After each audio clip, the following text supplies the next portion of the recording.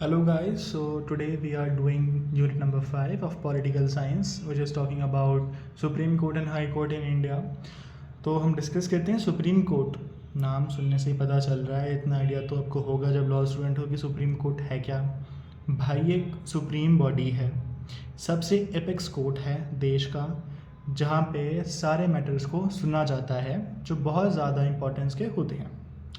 जो supreme court है वो न्यू दिल्ली के अंदर लोकेटेड है और सिर्फ एक ही है देश के अंदर। ये आर्टिकल 124 से हमें पता चलता है।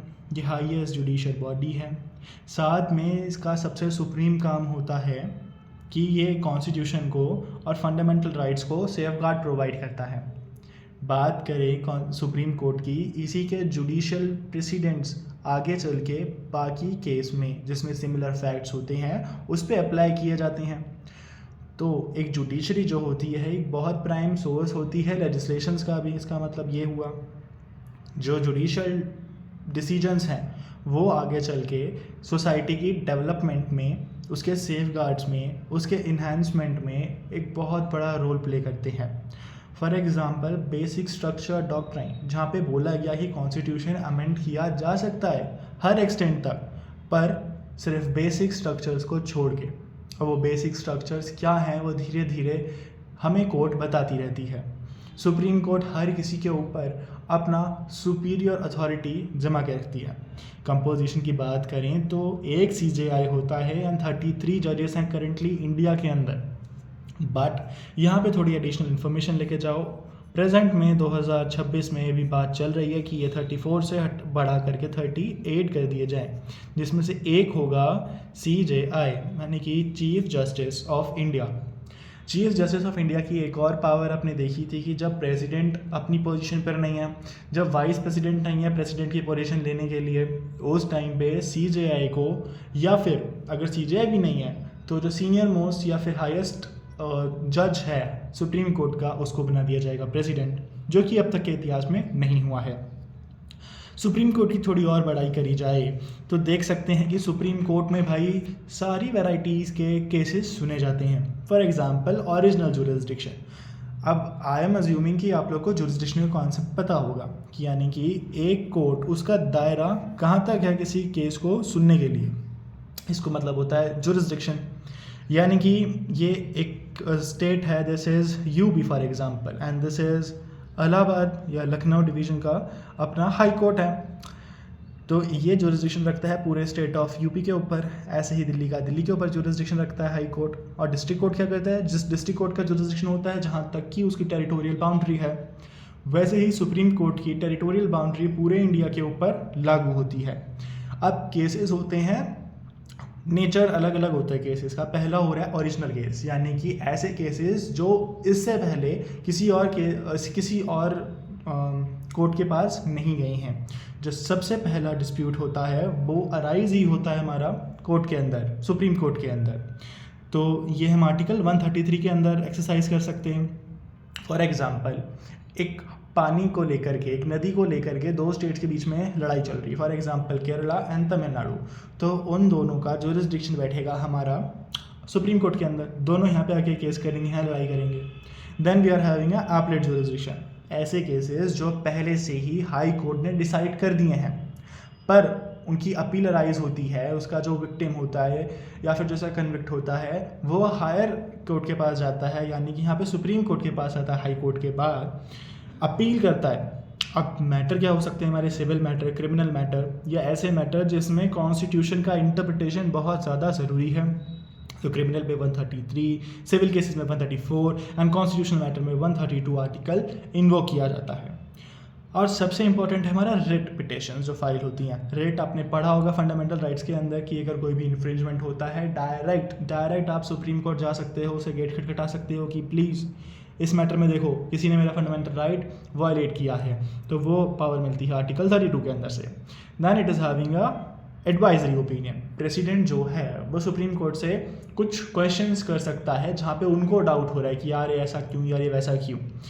तो ये पावर होती है सुप्रीम कोर्ट की उसको एडवाइस करने की। पर ये जो एडवाइस होती है ये अपने प्रेसिडेंट के ऊपर बाइंडिंग नेचर की नहीं होती है। Then we are having a article 136 which is special leave petition, इसका फुल फॉर्म है स्पेशल लीव पिटिशन।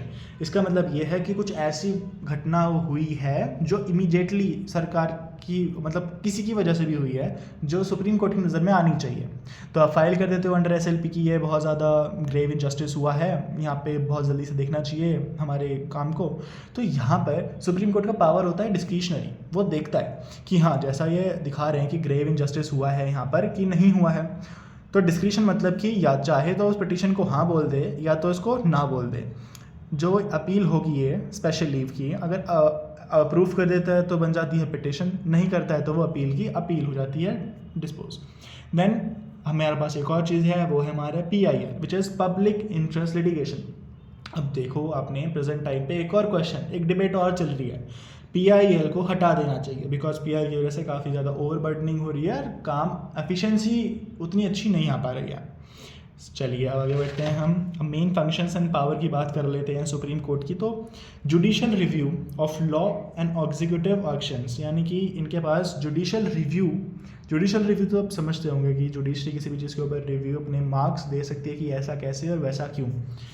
कॉन्स्टिट्यूशन और ये कोर्ट ऑफ रिकॉर्ड भी कहा जाता है इसको आर्टिकल 129 के अंदर। अब आप देखोगे, आप कोई भी केस की पड़ताल निकालोगे SCC पे या फिर किसी भी और पे, तो आपको जजमेंट्स इजीली मिल जाएंगे supreme court and high courts के, बट आपको डिस्ट्रिक्ट कोर्ट के नहीं मिलेंगे because district court is not a court of record. साथ में कोर्ट ऑफ रिकॉर्ड का एक और मतलब है which is the contempt of court. इसका मतलब ये है कि जो जजमेंट ऑलरेडी रिकॉर्ड कर लिया गया है वह एक प्रेसिडेंट बन चुका है, वो प्रेसिडेंट जिसको अब पूरे देश के ऊपर लागू कर दिया गया और सब बाइंडिंग है उसको मानने के लिए, अगर सेम सर्कमस्टांसेस है, सेम फैक्ट्स हैं तो।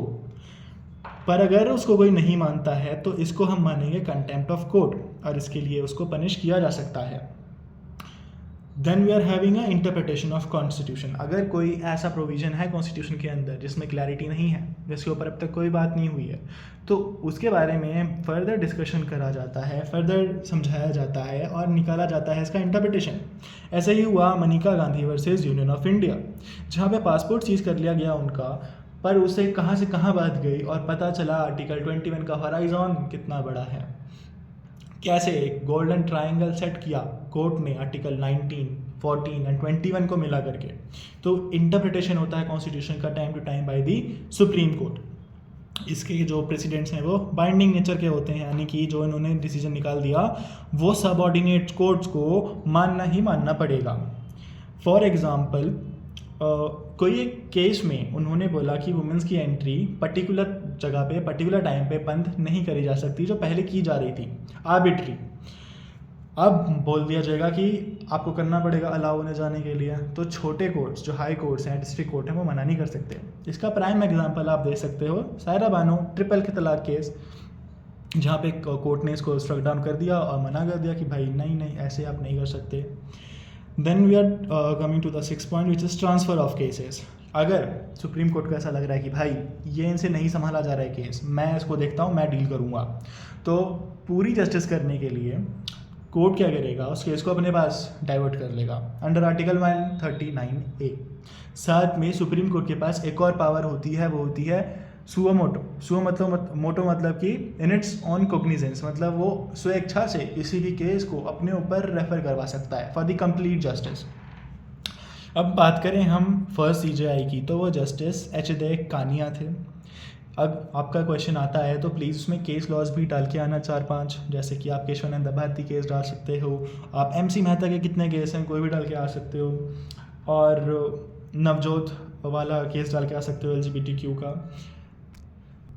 Now we are coming towards the state high court. क्या होते हैं, हर स्टेट की जुरिस्डिक्शन जहाँ होती है वहाँ पे एक कोर्ट बना दिया जाता है ताकि उसके टेरिटरी के अंदर कोई भी चीज़ होगी तो सारे डिस्ट्रिक्ट कोर्ट्स के ऊपर जो अथॉरिटी काम करेगी वो होगी हमारी अपनी हाई कोर्ट्स स्टेट की। ये आर्टिकल 214 के अंदर बताया हुआ है। हाईएस्ट जुडिशियल बॉडी है हमारी स्टेट या यूटी के अंदर। अब प्रेजेंटली अगर देखा जाए तो 25 हैं स्टेट्स हमारे जो काफ़ी ज़्यादा हैं। तो ऐसा है कि एक स्टेट ना शेयर भी कर सकता है अपने हाई कोर्ट्स को। For example high court of Punjab and Haryana दोनों शेयर करते हैं अपना high court, Telangana and Andhra Pradesh. चाहें तो ये अपना डिफरेंट भी बना सकते हैं, उसमें कोई दिक्कत की बात नहीं है, पर फिलहाल में प्रेजेंट में 25 ही हैं। If we are talking about the composition, तो भाई एक चीज़ जस्टिस होना ज़रूरी है, बाकी अदर जजेस हो सकते हैं जिनकी एज 62 होनी चाहिए, और सुप्रीम कोर्ट में वो 65 थी।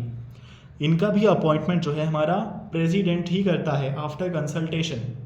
अब आपने एक रीसेंट न्यूज़ सुनी होगी कि आंध्र प्रदेश में 2 एडवोकेट्स को जजेस बनाने की बात चल रही है। ये कंसल्टेशन चल रही है अभी, और प्रेसिडेंट उन्हें अपॉइंट कर सकते हैं। अब हम जुरिस्डिक्शन की बात करें कि इसका दायरा कितना होता है, तो सबसे पहले तो ओरिजिनल केस देख सकता है, कोई भी सिविल या क्रिमिनल नेचर का हो, स्टेट मैटर हो, इलेक्शन हो, कंटेम्प्ट केसेस हो, ओरिजिनल जुरिस्डिक्शन में वो इन्हें देख सकता है। और रिट भी एक तरीके का ओरिजिनल जुरिस्डिक्शन ही है, जहाँ पे आर्टिकल 226 पावर देता है हाई कोर्ट्स को कि वो रिट इशू कर सकते हैं। पर हाई कोर्ट के पास ना थोड़े एक्स्ट्रा लिमिट्स होते हैं, एक्स्ट्रा पावर्स होती हैं एज़ कम्पेयर टू हमारे सुप्रीम कोर्ट। अगर हम रिट की बात करें, क्योंकि इसमें ना केवल फंडामेंटल राइट्स की बात हो रही है, यहाँ पे कुछ मोर सेट ऑफ राइट्स की भी बात हो रही है जो कि लीगली इंपॉर्टेंट नेचर के हैं। Then we are having appellate nature, यानी कि जो अपील राइज होती हैं हमारे किसी भी डिस्ट्रिक्ट से, ट्रिब्यूनल ने, सेशन कोर्ट से, वो डायरेक्टली जाती हैं हमारे हाई कोर्ट के अंदर। देन इसके बाद जो चीज़ हमारी होती है वो है सुपरवाइजरी, यानी कि जो उसके सबऑर्डिनेट कोर्ट्स हैं, यानी कि जो तालुका कोर्ट हैं, डिस्ट्रिक्ट कोर्ट्स हैं, सेशन कोर्ट्स हैं, उनके ऊपर अपना सुपरविजन बनाए रखते हैं। अगर हम पावर एंड फंक्शंस की बात करें, तो ये भी एक कोर्ट ऑफ रिकॉर्ड्स है, आपको हाई कोर्ट के रिकॉर्ड्स मिल जाएंगे आसानी से। Power to punish for contempt, अगर कोई कंटेम्प्ट करता है तो पनिश किया जाएगा। ये स्टेट और सेंटर के लॉज जो एक्ट बनते हैं, ये उनको इंटरप्रेट भी कर सकते हैं, देख सकते हैं कि वो कहीं वॉलेट तो नहीं कर रहे, और अगर वो वॉलेट कर रहे हैं तो उन्हें स्ट्रक डाउन कर देंगे। साथ ही साथ में ये स्टेट गवर्नमेंट के लिए एक एडवाइजरी रोल भी प्ले करते हैं, जहाँ पे वो स्टेट गवर्नमेंट को एडवाइस भी कर सकते हैं पर्टिकुलर काम के लिए। अगर फर्स्ट हाई कोर्ट की बात करी जाए तो वो कलकत्ता में बनाया गया था 1862 के अंदर। केस लॉ में बात किया जाए तो Mohammed Salim versus state of Uttarakhand डाल सकते हैं। This is very interesting case. इस केस के अंदर बोला गया था कि जो यमुना है और जो गंगा है, ये एक जुरिस्टिक पर्सन है, यानी कि इनके ऊपर केस किया जा सकता है, और ये किसी और के ऊपर भी केस कर सकती हैं। हाई कोर्ट ने बोला कि हाँ ये कर सकती हैं, पर अभी अगर प्रेजेंट की बात करी जाए तो इसके ऊपर सुप्रीम कोर्ट ने स्टे लगाया हुआ है, पर ये हमारा स्टेट केस था। With this we are complete with the supreme court and high court. Thanks for watching.